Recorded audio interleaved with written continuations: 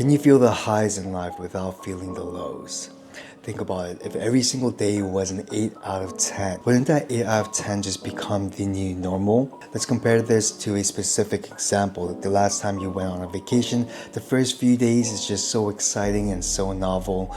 But as time goes on, that excitement kind of fades, and whatever mood you are in, whether that's 7 or 8, that just becomes the new normal. And when you go back to your normal life, things feel a little bit worse for that beginning period just because of the difference. It's not that we went down to a 2 out of 10, but then going from an 8 out of 10 to a 5 out of 10 just feels like things are a little bit worse than before. What if we use this logic for the other way around? If our mood is just constantly at like a 3 out of 10, rather than fighting it and comparing ourselves to what we see on social media and going like, why is that person living an 8 out of 10, a 9 out of 10, or 10 out of 10 every single life? Why can't I live like that? What if we accepted that the 3 out of 10 is just the way our brains are wired, and this is who I am, and try to change your relationship with your mental health. If you didn't like your height, would you live your whole life complaining and fighting that you don't like where your height is at right now?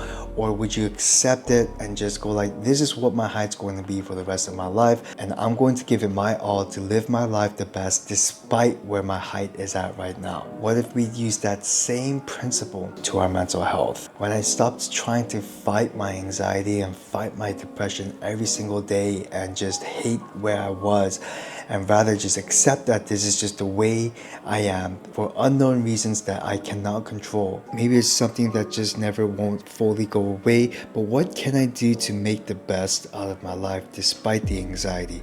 What tools can I build on to help manage my anxiety when things get rough? That way, rather than fighting your mental health for the rest of your life, you learn to start living. And when I started living, I pleasantly found that things did gradually start to improve.